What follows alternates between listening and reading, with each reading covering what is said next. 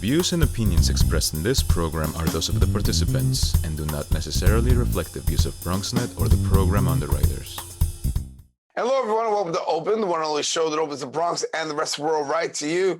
I'm your host, Daren Jaime. Today, we'll update you on what's happening in and around our borough, as well as across New York City.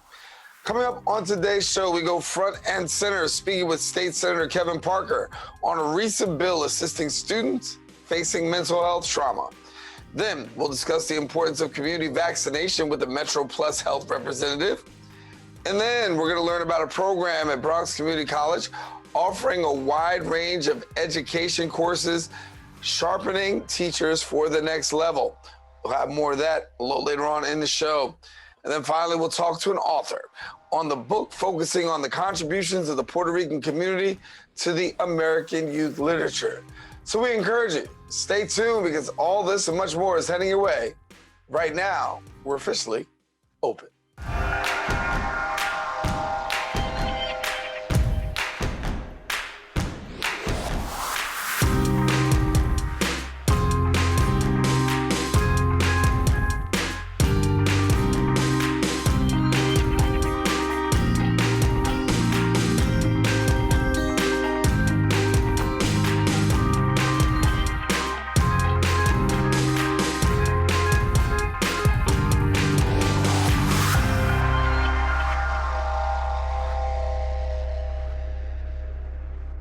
Hello, everyone, and welcome to Open. I am Daren Jaime. Today is Wednesday, June 9th, and you're watching Open, a live and interactive program that brings the Bronx and New York City straight to your TV sets. We also want to welcome our viewers on MNN, as Open is now broadcast on Manhattan Neighborhood Networks live simultaneously. We also want to tell you that you can stay connected to us on all of our social media platforms at BronxNet TV. Well, we've had some things going on through the past week. We'll take you through a couple of them with our Bronx updates.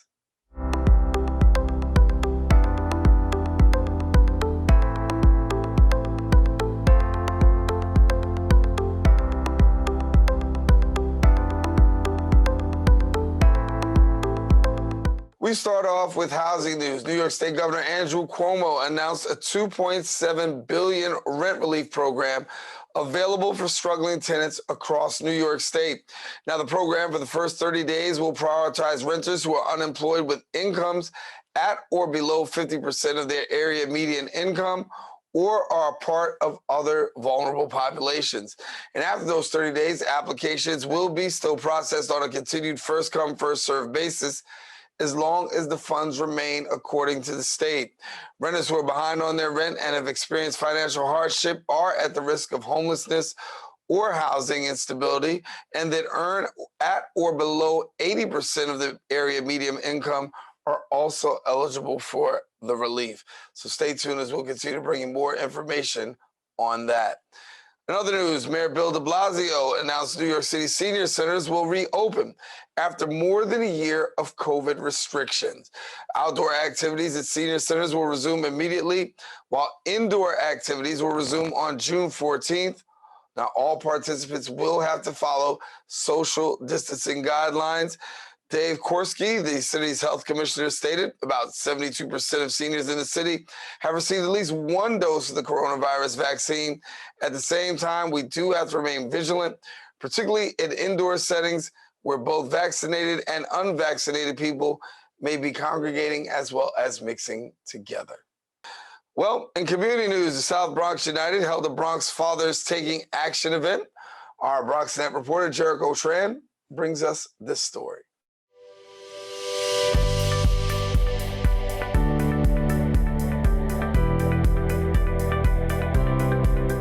This year, Bronx Week is starting off with a kick for the Bronx Fathers Taking Action event as these children and their fathers learn new skills and drills to use on the field. We're playing soccer. I'm excited to be here is because I really like sports and I really like helping people and I just like having the best time with my dad. Bronx's youngest excited to play ball. But I try my best and I try to learn from other people strategies and I make it my own strategy so I can do what I have to do. continuing the annual tradition after a year-long hiatus due to the pandemic. This is just us getting our legs back from getting out of the COVID, just trying to get the people of the Bronx to get back out of their homes. The Bronx Fathers Taking Action organization partnering with the South Bronx United Soccer Club. If they've never played before, if they've played lots of times in the past, we just want people to get outside. It's been a tough few months for everybody with the pandemic, so to get outside, get to play the game, and hopefully learn a few things about soccer. Hoping to pass wisdom on to the younger Bronx generation. There's been a lot of confusion, a lot of anxiety, and a lot of loss. So we just felt in our deliberations that we had to start thinking positively again.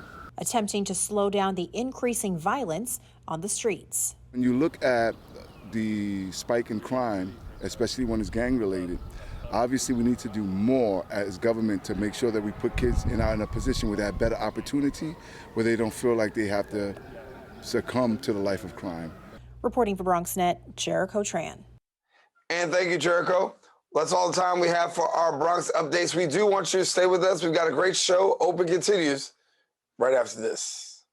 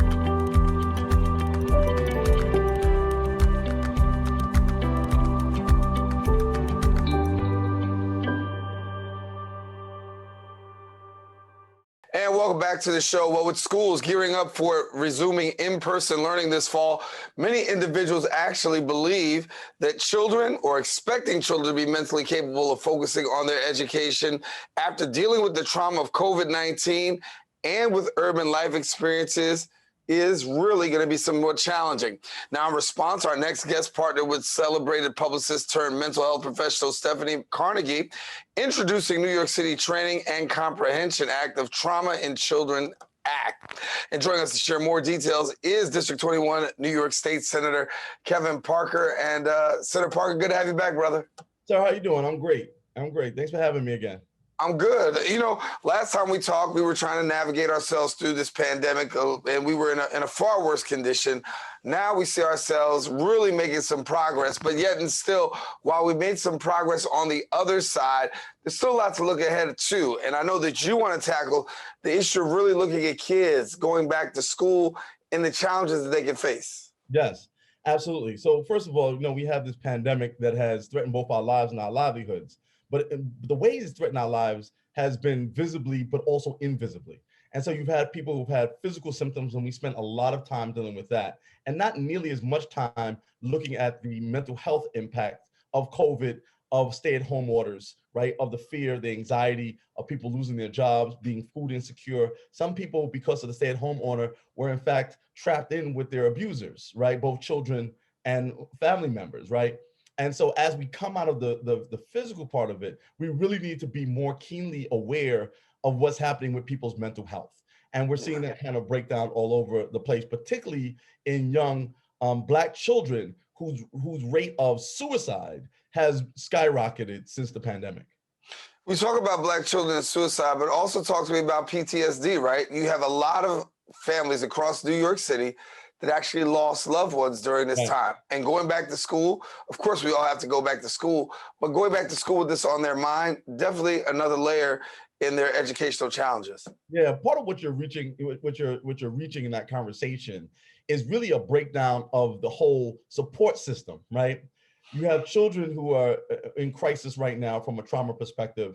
They usually lean on their parents, but their parents are in bad shape too, because they are the ones, they've lost their jobs. They've been sometimes sick. Many of these families have lost their major breadwinner. And so they're, again, not just feeling anxious about whether they're going to get the virus or not, or be sick from that, but then also, how am I going to pay my bills? How are we going to pay the rent?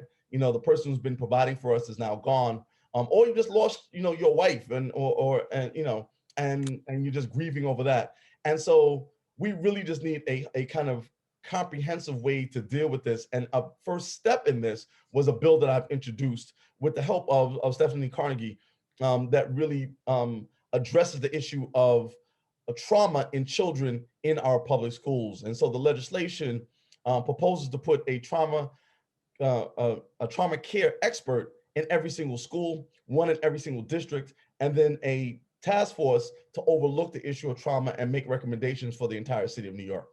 What have you been hearing about it since it's been introduced? Because obviously that would be very helpful, but we understand that we're dealing with government and everybody doesn't see the same way that you see. Yeah, the legislative process is slow, if nothing else, right?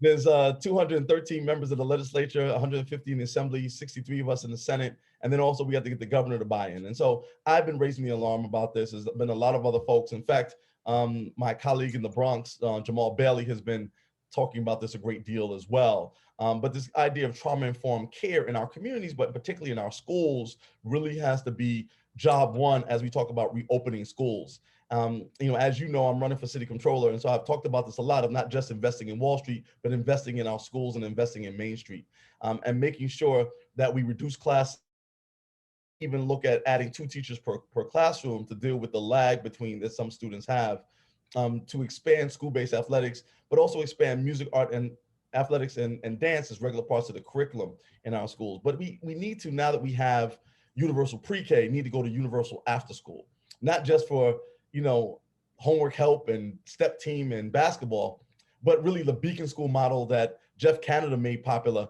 with the Harlem Children's Zone, and really add components for parents, right? At these schools that are being, essentially run fallow at night should be opened up. There should be public-private partnerships, and we should create a place for parents to get job training, for them to get actual jobs, and maybe even family counseling.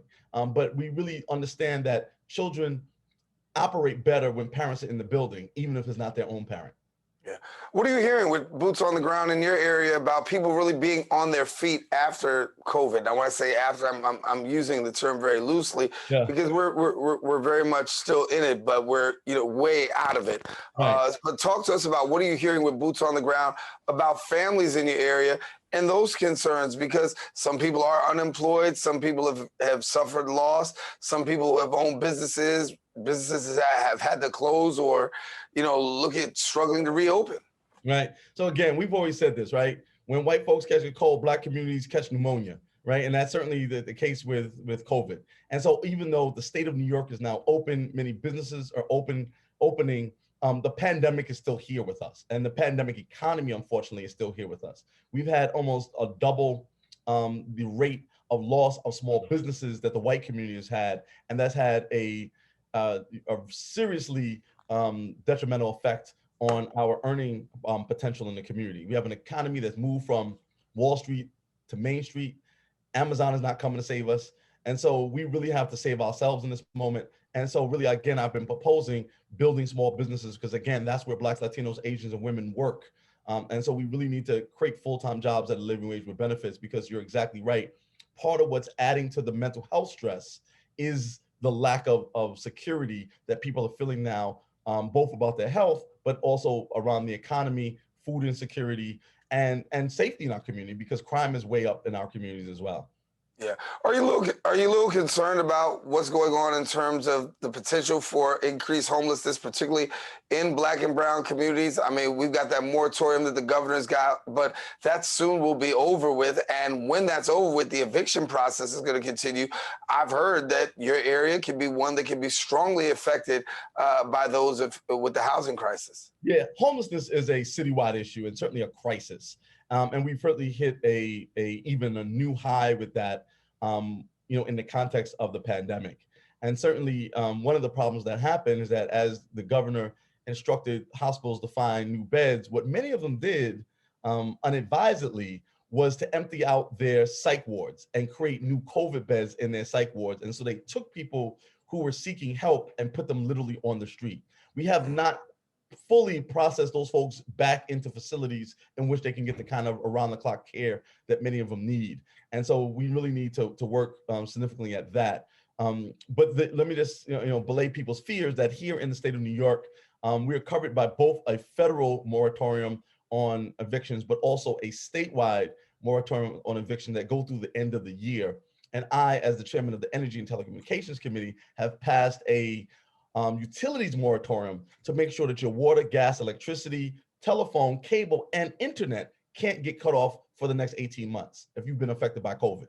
So there are some protections for people in the immediate, but I think that time will go very, very fast. And that's why I think that it's such an emergency that we continue to work with our community to create full-time jobs at a living wage with benefits. Again, as the chair of the Energy and Telecommunications Committee, I think that the clean energy economy is going to be one of those places that we need to do that work at. And again, as a controller candidate, I've talked about how I would use the pension fund to build out the clean energy economy and build those businesses that are working in that area to produce these jobs, particularly for Black and Latino communities. Yeah. I got you. We've had this conversation talking about mental health. We talked about suicide. We talked about our community as a whole and the challenges that have been faced within inner city communities. When we talk about really life and quality of life, everybody wants to have a better quality of life. If you're elected, talk to us about what would be one of your priorities when you talk about dealing with these quality of life issues. Yeah. Well, one of them is going to be the issue of police reform. I've been literally the leader in the state Senate on the issue of police reform. After the murder of George Floyd a year ago, the state of New York was the first state in the entire country to set of legislative reforms. We passed 10 bills, 4 of them were mine, including the 911 false reporting bill, a bill that creates a body cam program for state police, another one that creates an office of police misconduct in the context of the Attorney General's office, and one that reaffirms the right to record police activity. And again, how important was that in the context of the Derek Chauvin trial? And so since then, I've done more. And I think as city controller, one of the things I'd like to do is audit the police department, not because I want to defund the police, but I do believe that we should have an NYPD that serves and protects, but does it with dignity and respect. And so I would do things that I've already been working on, like create a mental health non-police response to issues for people with issues on mental health and homelessness. I would certainly help the state define the notion of excessive use of force. I actually have a bill with the Attorney General, Tish James. We did a press conference 2 weeks ago on this legislation, and we hope that it'll get done before the end of the year. And then also continue to make sure that we are working with our police around training to make sure they have the proper training, and that we continue with a residency program to have people who look like us be in the police department. I think that you get, in this moment, we are essentially signing up to have an occupying force from outside of our city police us. That should not be the way. We should be policing ourselves, and we certainly should be in recruiting people in our own communities to do that. And then I also want to audit HPD, the housing agency, and make sure that home ownership is a huge thing, again, especially in Black and Latino communities where most of our wealth is in our homes. And deed theft and things like third-party transfers has undermined that. And I think that HPD has not spent enough time focusing on home ownership, and we certainly ought to be trying to transition people out of, for instance, NYCHA into their home ownership. NYCHA was never developed to be generational housing. It was supposed to be temporary housing for people, and we were supposed to be, transitioning. I certainly, as somebody who grew up in NYCHA in the Bushwick houses, would work not just to make the living conditions there better, but also work with people so that they could elevate their lives. Yeah, you brought up NYCHA. I was getting ready to go right there because I am a product of NYCHA too, St. Nicholas Projects, and right there in Harlem, 2 blocks behind the Apollo Theater. I tell people all the time, 237 West 127th Street, Apartment 3A. That's my story. But when we talk about NYCHA, definitely another set of challenges, right? And I've talked to people who've had some real concerns, especially in this COVID community, because when you talk about, a densely populated community, there you are, NYCHA houses. When you talk about, lack of things within apartments, a lot of challenges. How do we get that situation better under control?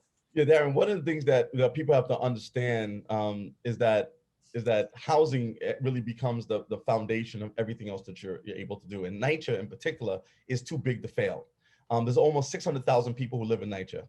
If you look at that in the context of the state of New York, the second largest city in the state of New York is Buffalo. There's only 250,000 people living in Buffalo. So if NYCHA was its own city, it'd be the second largest city by far in the entire state of New York, right? And so it's way too big to fail. We need to pay more attention to it. One of the problems, to be frank, is that we don't own NYCHA. NYCHA is actually owned by the federal government. And I've said for a long time, and have talked to my colleagues about this, about working towards developing a plan for NYCHA to be turned over to the city of New York so that the city can actually own NYCHA, and so there'd be more of a kind of stated responsibility. And right now, the city of New York is responsible for managing NYCHA, but doesn't have the resources that it needs. And so we certainly have to come up with some better ideas. There's a couple on the drawing board now that deal with a few apartments, but nothing that deals with it, development wide, right? Like every development in every area. And, these buildings now are very, very old. Most of them, 60, 70, 80 years old. And so we really need to put some more resources into them. But again, we want the buildings better, but we also want the quality of life in NYCHA to be better. And I'm, really want to work with folks again around first-time home owner programs, around entrepreneurship opportunities for people in NYCHA, help them get access to capital, help them get mentorship, help them to get technical assistance that they need to develop their own businesses, and educational opportunities that folks are going to need to work in the industries that already exist in the city of New York, like the fire industries, finance, insurance, real estate, biotech, new media, all of which are going to be expanding now that the stay-at-home order is over and that we're trying to move out of the pandemic economy. Before I let you go, let me ask you this. How do people continue to support the tactic bill and things that you've got there with that legislation? Yeah, absolutely. Again, trauma-informed care is absolutely critical. There's nothing more important than our young people. They represent 20% of the population, but 100% of our future. And so people should reach out to me in my state Senate office. They can reach me here at 718-629-6401. Again, at 718-629-6401. They can email me at parker@nysenate.gov, parker@nysenate.gov, or go on my website at parker@nysenate. Again, it's parker@nysenate, and find me online. But certainly we want people to reach out to their members of the legislature, ask them to co-sponsor the legislation and to help push for its passage. All right, Senator Kevin Parker, we got to leave it there. Thank you, my brother, for being with us here on Open. All righty. Well, I want to let you know, listen, if you want more information, visit his Instagram and Twitter at Senator Parker. We do have more show, I should say. Stay with us. Open will continue coming up right after this.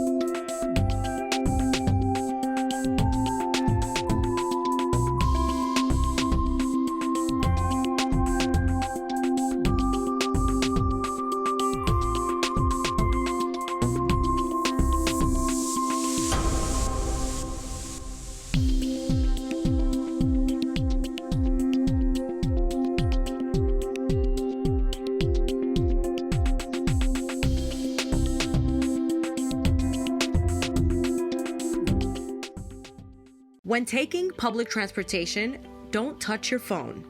Carry hand sanitizer and use it immediately upon leaving the bus or train. Avoid touching your face. If someone is coughing or sneezing, move away. Wash your hands with soap and water as soon as possible. Limit contact with poles. If possible, avoid rush hour. Don't eat or drink on public transportation. Keep your bag off the floor or other surfaces. Avoid directly touching turnstiles. Stay up to date with the latest from your local health department and CDC.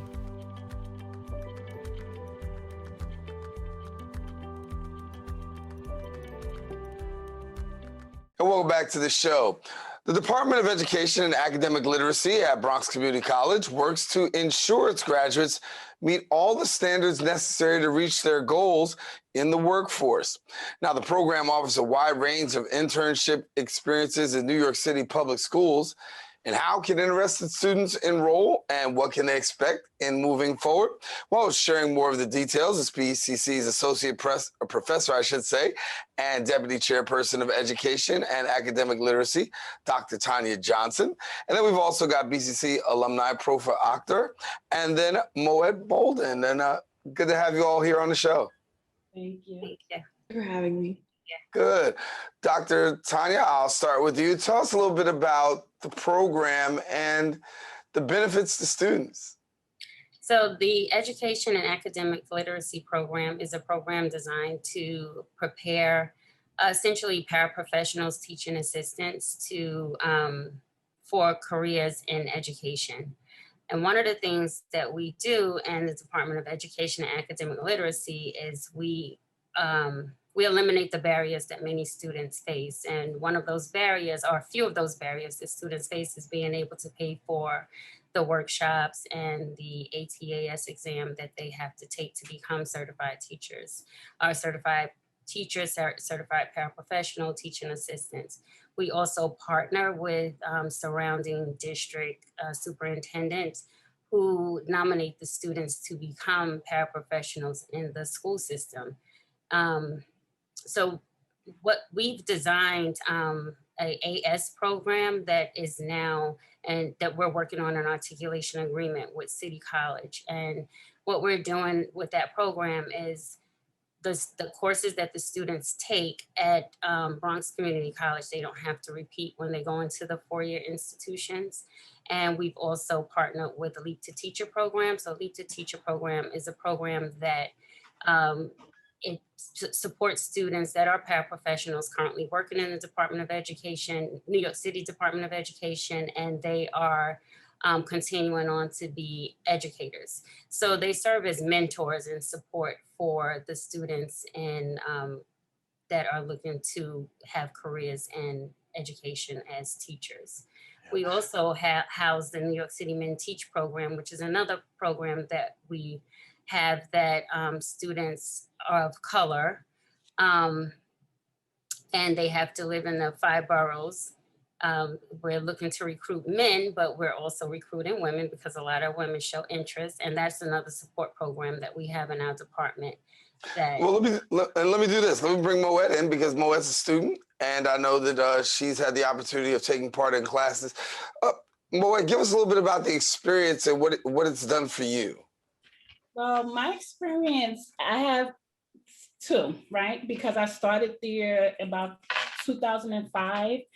And to be honest, when I first started, it's just, it was a rough time in my life. And I didn't feel like I had anyone that cared enough or took that interest. But then when I came back in 2017, my experience was totally different. And honestly, I feel like that was one of the best decisions that I made coming back during that time, because when I decided to switch my program over to early childhood education, it's just like everything just opened up for me. I feel like, personally and educationally, because I feel like the department, like it prepares you, yes, for what we're studying in the books, but also outside of those books and being realistic, like of what the education field looks like, and giving you, you know, their own experiences, and, you know, and letting us know, you know, that the different options in the educational world. So my experience coming back, you know, it has been great. It has amazing. One of the things I said is I wanted to come back and get my degree and never look back. But I came back and got my degree and I'm still there. So it's been an awesome experience for me. Good. I want to talk to Propa. She's an alumni, and she's actually a teacher right now. So talk to us about how this has actually helped to prepare you for where you are today. Well, the education I received at BCC, it actually built the foundation of my pedagogy. So everything that I've learned there in the education courses, I'm using currently. I have also used it when I transferred to City College and graduated from there. And now as a teacher, I'm taking my certification exams, and I find myself reflecting on what did I learn at BCC in those courses, and I've been passing my exams. So it really built the foundation. It was such a rewarding experience. And just following up on what Moet was saying, the professors there in the education classes, they're in the field currently. So we're learning real life, like what she said, real life, and we're staying current. So it's definitely very rewarding, and it has helped me in my career so much. Dr. Johnson, with such a need for teachers across New York City, given the fact that we have these teacher challenges, it's got to be a good feeling knowing that you're really training these leaders and getting them prepared for a career that's really going to benefit not just themselves, but the city. Absolutely. Being a former New York City Department of Education teacher myself, and a principal, and transitioning into being a professor, I brought to Bronx Community College the things that I know that our students would need to be successful in the field of education as teachers. And so for people who want to find out more information, how can they get connected? Somebody says, listen, this is something I want to do. What's the path to being able to do that? Well, I'm listed on the website. A lot of the students come straight to the website and they see my name listed there and they send emails. They can also, I can give you my email address here and students can reach out. It's tonya.johnson@bcc.cuny.edu. They can also call 718-419-2700. I am always looking to recruit students. Moet goes, when she's in Starbucks, she's trying to recruit students. So yeah. I think the experience that we have given our students speaks volume. And if we have happy students, they're going to recruit other students. So that's how we've been able to bridge that gap in terms of increasing our enrollment in the education department. Yeah. Moet, what is it that you want a student to know that maybe come in and take part in this class? I would say that, this has, from my experience, that it's just a great opportunity if education is the field that you're interested in, because as Dr. Johnson said, she brought what she knew. So for example, the workshops that's required, that we need to be in the education field. Also, like for myself personally, like the CTLE hours that you need to continue on as a paraprofessional, it's not always easy to get while you're working. But that was something else that she brought to the college, that one, we didn't have to pay for, but two, it gives you the need because it's a requirement. You have to, or you cannot continue on. And so I feel like that there's so many benefits to being in the education department that like you only can be successful with all that they have to offer. The professors were amazing. I had a great experience. And then that everything that comes along with it in preparation to being a paraprofessional into the role of being a teacher, like it's the place to be. That's the only thing I can say. It is the place to be. Come on over and join the education department. Yeah. And Propa, before we go, tell me about yourself. You say you find yourself daily looking back at some of the things that you've actually learned.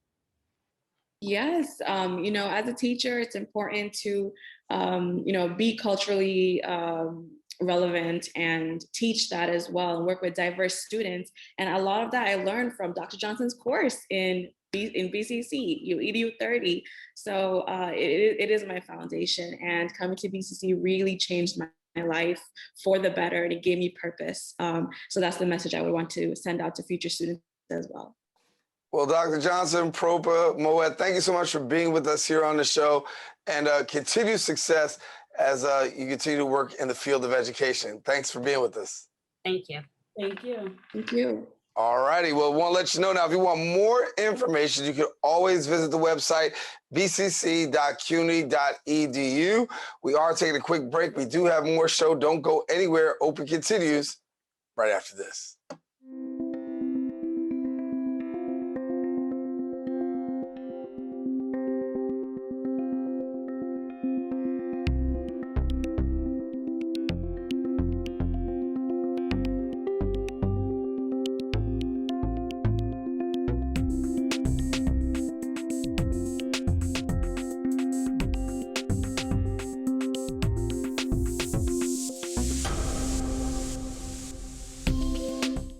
This year, New York City began using ranked choice voting in primary and special elections for local offices, such as mayor, public advocate, comptroller, borough president, and city council. Ranked choice voting means that voters can rank up to 5 candidates in order of preference, instead of casting a vote for just one. You can still vote for just one candidate if you prefer. So, how will your ballot look? Your ballot will look the same as always, except now there will be a checkbox with ranking numbers depending on how many candidates there are in a race. So how does it work? If your first choice gets over 50% of votes, they automatically win the race. If none of the candidates get more than 50% of votes on the first round, then the candidate with the least amount of votes gets eliminated, and the votes get recounted again in a second round of counting. Here's an example. Let's rank colors. I like blue the most, so I'm marking it 1. I like purple second, green third, and orange fourth. Okay, my votes are in. Now other votes are counted, and the results are as follows. Blue earned 36%, purple earned 27%, green earned 19%, and orange earned 18%. As you can see, none of these colors earned more than 50% of the votes. So the one with the smallest amount of votes gets eliminated. Voters who chose orange as their first choice now have their votes distributed to their second choice. This continues until a candidate receives 50% of the votes and becomes the official winner of the race. That's it. That's ranked choice voting. Ready? Let's vote.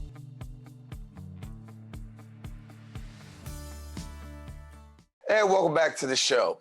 The book, Side by Side, U.S. Empire, Puerto Rico, and the Roots of American Youth Literature and Culture, focus on the contributions of the Puerto Rican community to American society and literature, while describing the importance of youth literature and media to portray Puerto Rican cultural and educational elite institutions.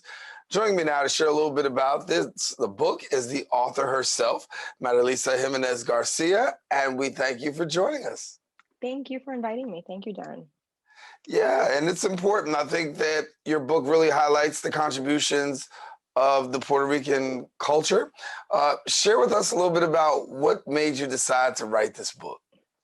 It's interesting because I actually was formerly a specialist in like British literature. You know, back in the day when I first started my degree in English, I was also a journalist. And when I was started my PhD at the University of Florida, actually. So I'm a Florida Boricua. I was born in Puerto Rico. I lived in New York, but I grew up in Florida. That's when I really realized, like, hey, where are we? You know, like I kept going to all these classes and there was nothing about us. And so it was sort of like a moment where I said, why am I writing about all these British authors, all this, spending dedicating my life to this when we have our own history and literature? It's just that I really didn't know about it through schooling, right? So I kind of took it as my project for PhD, like where are the Puerto Ricans? Where are the Puerto Ricans in children's literature also, which is such a way that people are introduced to history in general. It's through those early years of looking at books, right, that are also in your classroom. So I started looking through a lot of archives and that sort of thing. And that's when I found Pura Belpré, who was the first Latina librarian in New York City, in New York Public Library. And I was like, well, you know, she must be a newcomer, right? And then it was like, you know, she started in 20, you know, 20 was her first year. And her first book was like 1931. And I was like, wait a minute, what? You're trying to tell me that this has been going on, this history, that people have dedicated their lives to, and we still don't really know about it. So I felt like, why not? Why not dedicate my career to putting these stories together in as accessible a way as possible, and also in an academic tradition, right, where professors and different folks who are decision makers in many cases can also have access to our histories and our literature in a critical perspective. So that's really kind of the background of that Yeah. story. You have a pretty interesting cover. Talk to us about the cover of your book. Yes, actually, the artist is Robert Lu Trujillo, and he's an artist in California. He's not Boricua, but I consider him kind of like an honorary Boricua. He's invited to the cookout, right? Yeah, he's definitely invited to that cookout. But he's Latino. He's also Asian, so he has an interesting sort of like intersectional history, and he does a lot of work also for young people, and just really dedicated his career to social justice issues. So I really was happy to see him be the cover artist. Yeah. And so and we talk about really history and culture, a huge contribution in America and to the world. What was it that you really wanted people to understand in taking a look at your book? Yeah, specifically, I think when we look at even the industry of children's literature and like youth literature and culture in the United States, like even the New York Public Library were some of the first children's library rooms, right? And the sort of like institution was being formed. You had Puerto Ricans, you had Afro Boricuas who were part of that history. So I also talk about Arturo Schomburg, who was, now Schomburg, Black culture, research on Black culture and that center. But the importance of them in those spaces when those places were being formed to begin with. It's just that we don't really look at them, as maybe we forget their Boricuaness, we forget their sort of Blackness also. We have a hard time seeing them in both spaces at the same time. But I also wanted people to think about even the term Latino, I think sometimes really gets homogenized. And even like children's television, so like Sesame Street, when Sesame Street is starting out, and it's sort of like they're trying to reach this audience of young urban, young people. And really that means African Americans and Puerto Ricans in a lot of the research that they're doing.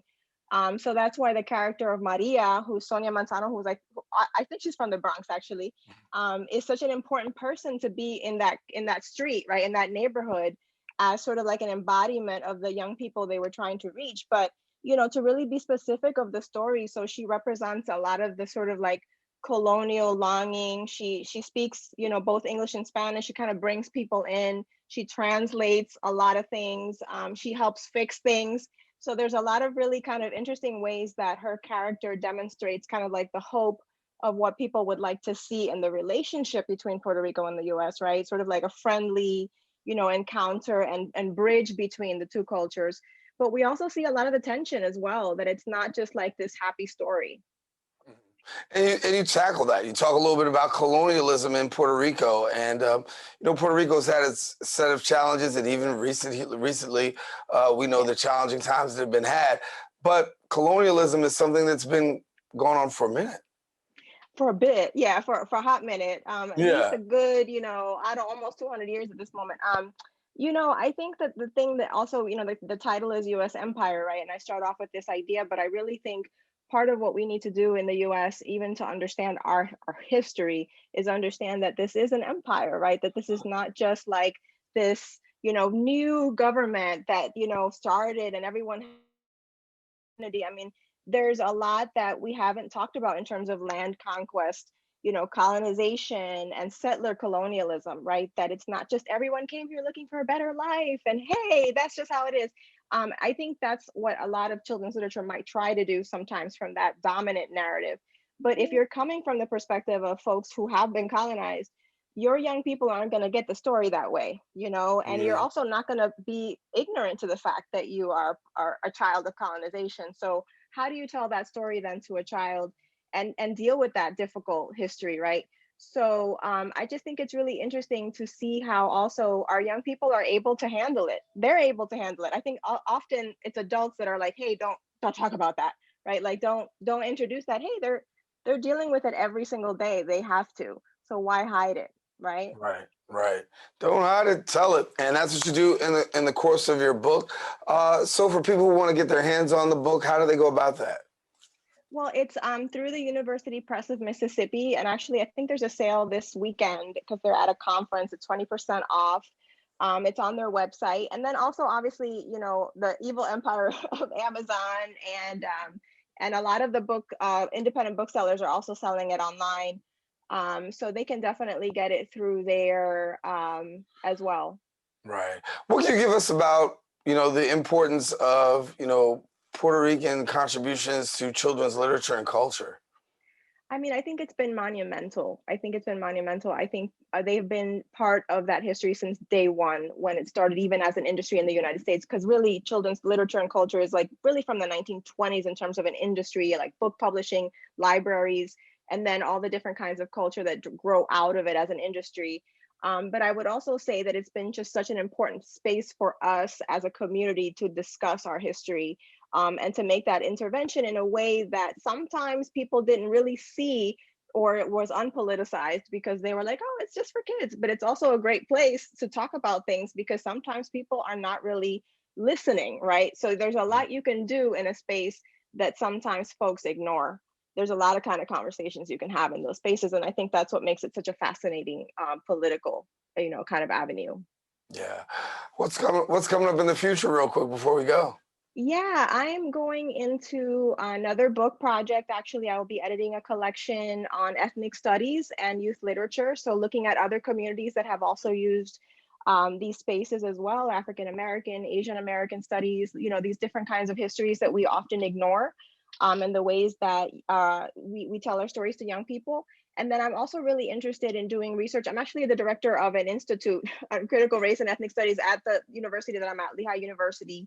I'm really interested in looking at more research on Florida Boricuas and also Boricuas in Pennsylvania, Allentown, Lehigh Valley, and just looking at the different ways that diaspora continues, right? Like we even have folks leaving New York and now going into other cities. And so how does that story look? So I'm interested in doing those things.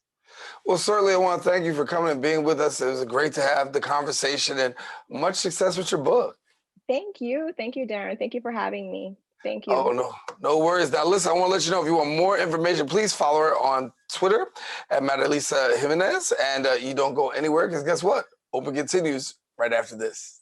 If you're struggling to afford your internet bills during the pandemic, there's a temporary government program that may be able to help. It's called the Emergency Broadband Benefit, and it provides up to $50 monthly discount on your broadband bill to qualifying households. Find more information about the program, including if you qualify and how to enroll, at fcc.gov/broadbandbenefit, or call toll-free at 833-511-0311. That's 833-511-0311.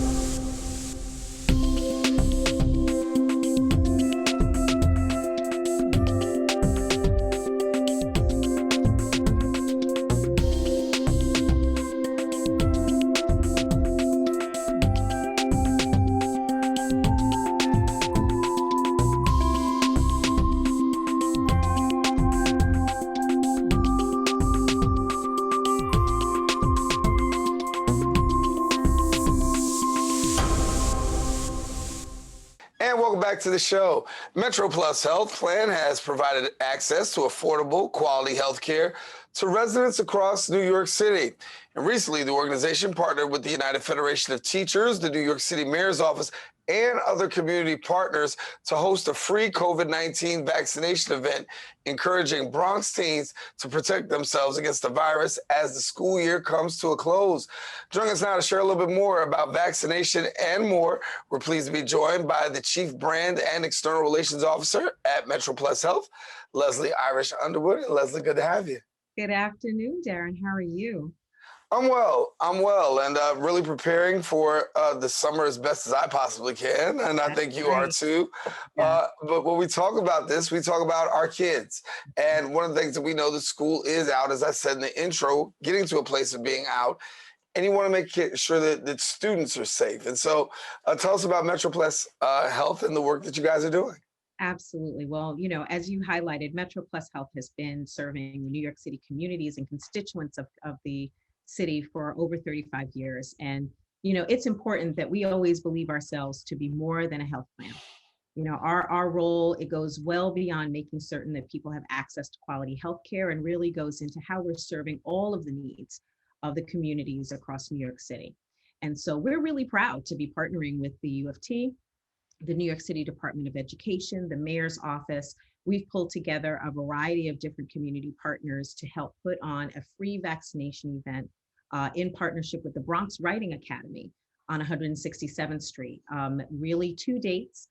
A first shot that's happening on the 4th, and then second shot, and we'll also hope that there'll be members of the community that will come in for their first shots on June 25th, Friday, June 25th, so that before the end of the school year, we are helping to ensure that students in the Bronx are adequately, really protected, that they can hope to enjoy their summer. We're calling it a pre-vacation vaccination. So, our goal is to really be helpful in any way, shape, or form that we can with both the U of T and its teachers, as well as the DOE, to make sure that we get students back in seats and back in school this coming fall. Walk me through what it's been like, because when you talk about students, we know, particularly in communities of color, there's already been vaccine hesitancy. You talk about younger people, they're the ones who have expressed hesitancy as well. What have you learned and what have you found? Our hope is that by doing this in a location where students and families are used to connecting on a day-to-day basis, that we can start to break down some of the vaccine hesitancy that we're seeing in certain communities across New York.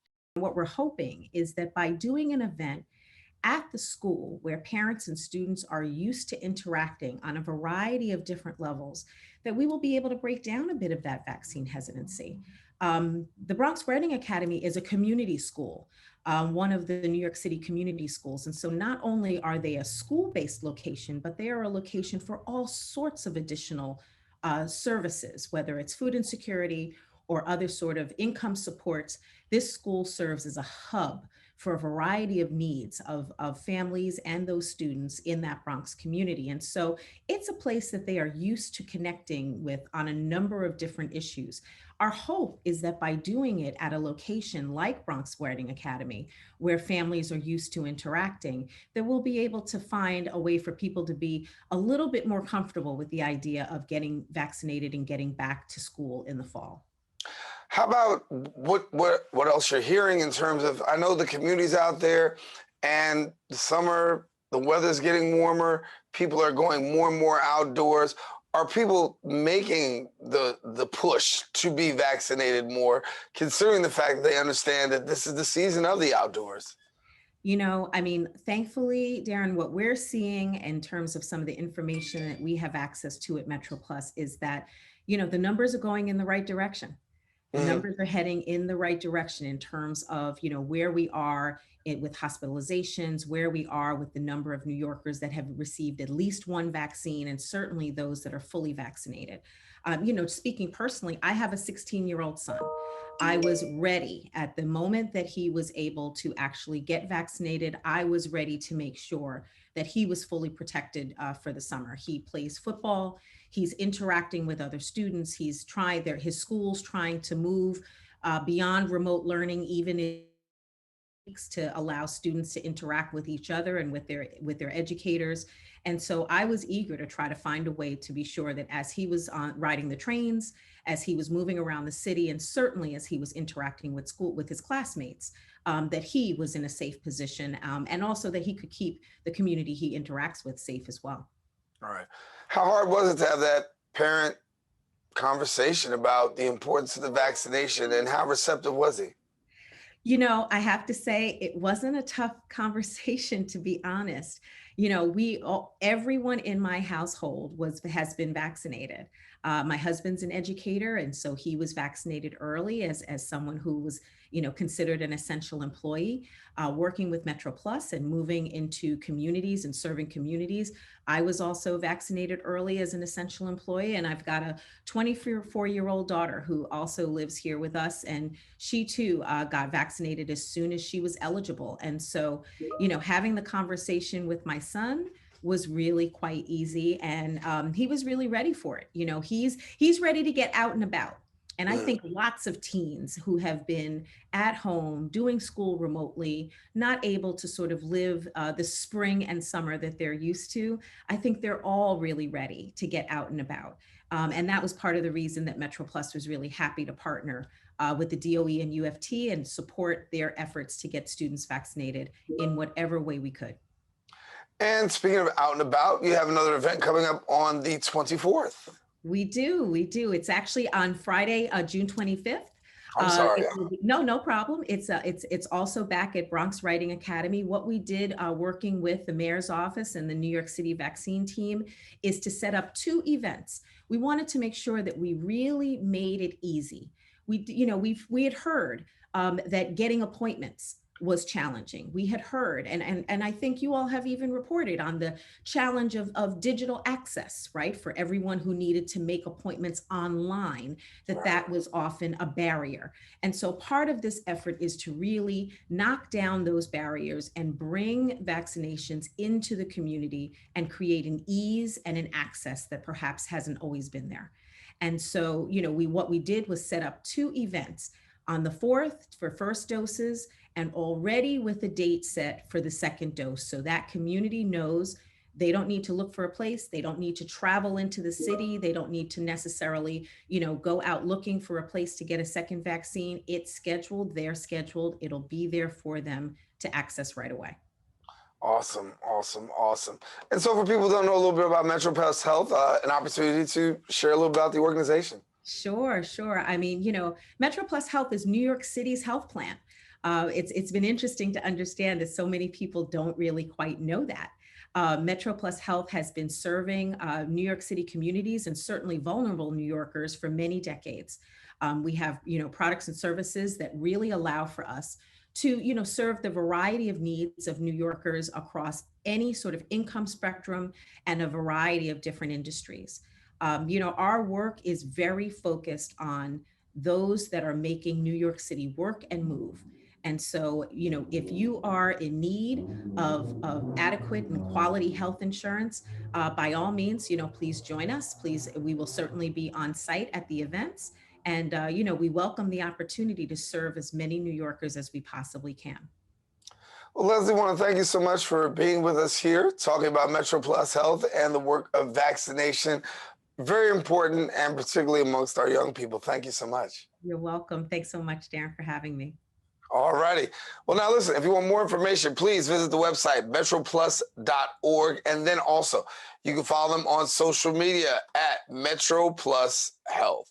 Well, we come to the end of our show today. I want to thank all of our guests for joining us, but most of all, you, the viewer, for tuning in. I want to thank you for watching. Now, if you missed any part of today's show, you can catch the Cablecast on BronxNet's Channel 67, also Verizon Files Channel 2133, or anytime on the web at bronxnet.org. And if you want that brand new, fresh episode, come back and check my girl, Rena Valentine, out. She'll be back on Friday with a brand new episode featuring arts and entertainment. Until then, I'm Daren Jaime saying take care, God bless, and most of all, keep this channel wide open.